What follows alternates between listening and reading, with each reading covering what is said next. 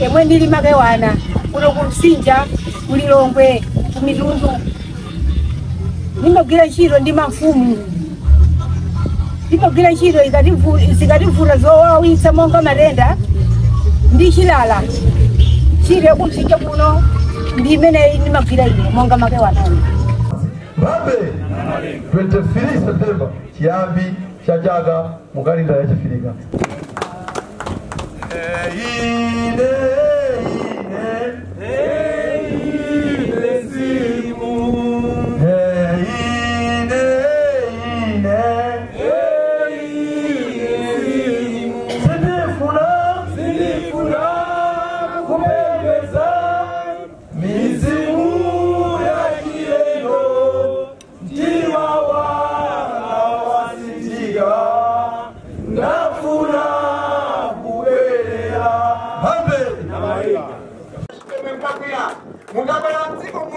Muna kalapansi, kodini ngabadalika, tinabadalika, nakunaye mabeli ya kazi. Bani ziko jipeleke manyama kazi. Muda kalapansi ziko muna, ndukuyipeleka Malawi, kuyambi ya lewe kiasewa, Malawi jipeleke manyama zima. Ufumu wa masakita ni Dr. Honda na Lenga Boma, alangizia chakulu nziko muna, ama muna vizani ya zima. Wango yama Boma kabuzi 1964, mpaka na kutasia Boma, anaiti alangizia zima. Mai Margaret Tama, Mai Matankosi, Mai Tina, Akazo Kauka, na Tokoza, Yama Kinachumba, na Dr. Aminwa, Njamina Nandeka. Waona kama mzunziwa mno, yuko ya 1964, mpaka na 1983. Katika mkondo mno, matemanafu mno, tunalibata nditende. Kwa hiyo kamuzo, ama tajila mno, atende zuja makowa.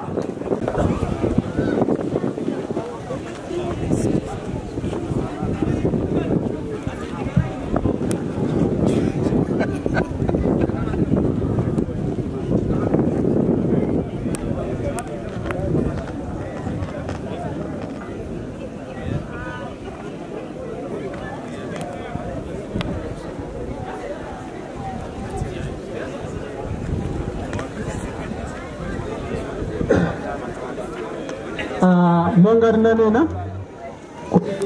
tikamapita kwa Yesu katika nsembe tinanena nthawi nake kwanza athu alendo abanjira kuti kuno mumakhala ndi chisankho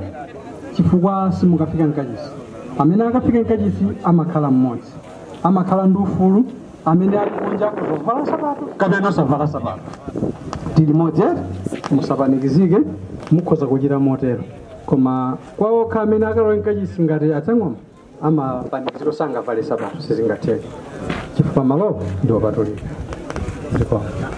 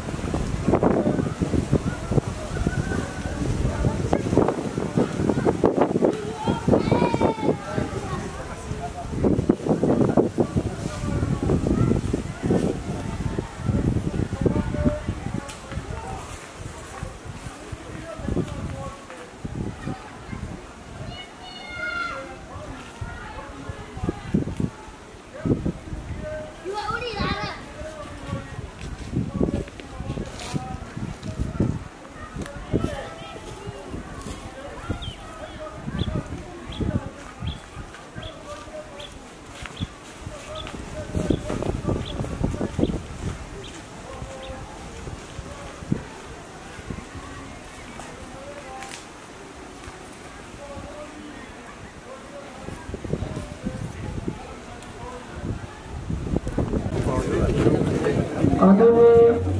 mwatenga gawo la nyama yesesani kuti muchite mwazana kuti mufike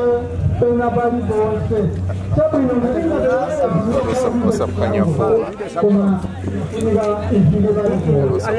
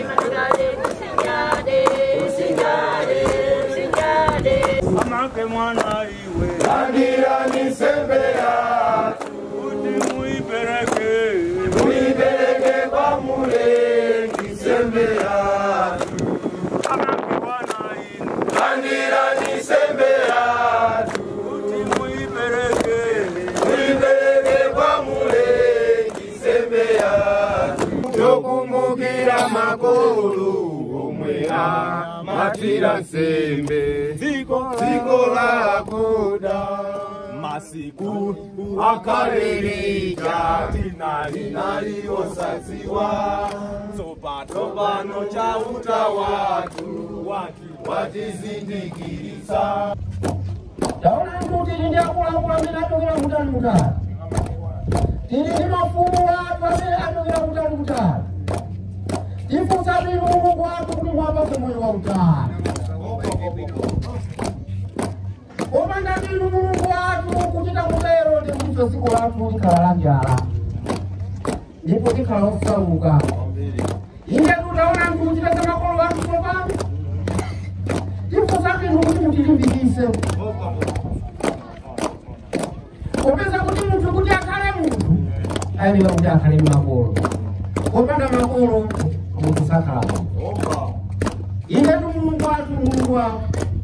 taona tikubwera zitsulo zokambidwa ndi ambuku tifusatu inu kuti musewu mumuzipinzo zosiyana-siyana muti chotsere zipinzo zosiyana kuti tikafike mwamtendere kuti tsiku lina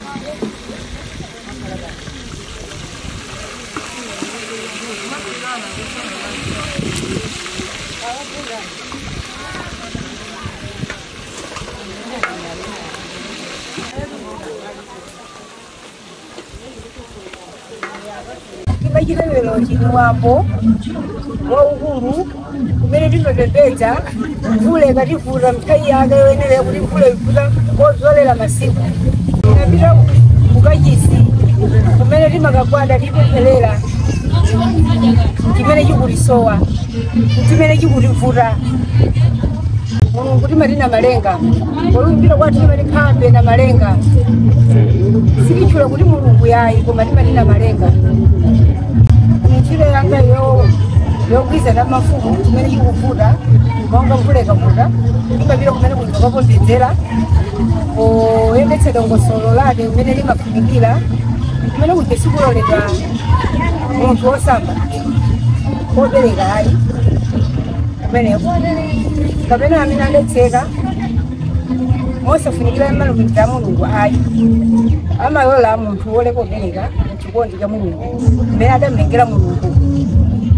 yamapita kumeneko komanso osalowa banja komwapo mphalo singize kuti aline waamuna kumbuyo kuti amagwana waamuna yayi kumeneko waamuna yayi saloledwa uno sembe yathu timatira ya ufa timatira ya mkala mkala osonyeza kuti mtambo okuda ukayira ndiye mvulayo mvula ikachuluka zimatikhuza tili miyambo yathu yoletsera mvulayo kuti ichepe pali mfumu imene mati mvula ikachuluka imene timakagwada tipemphera mwakumgena pitiramo amapita kumnyendo kwa nyumba imene ijayo amakakasula pang'ono tipemphera kuti Mulungu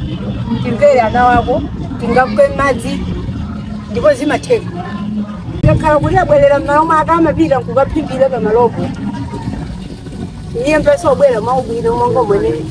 timafunira ife watu mdziko chalichi echilengedwe cha makolo choserengera baibulo ayi koma mmene tidayokera pachiyambi kufika panopo kuti itenge monga ngati ine sindayambe ndinayi adayamba makolo wanga makolo anga abe silekera ife tidachitenga kuchipitiriza kufika panopa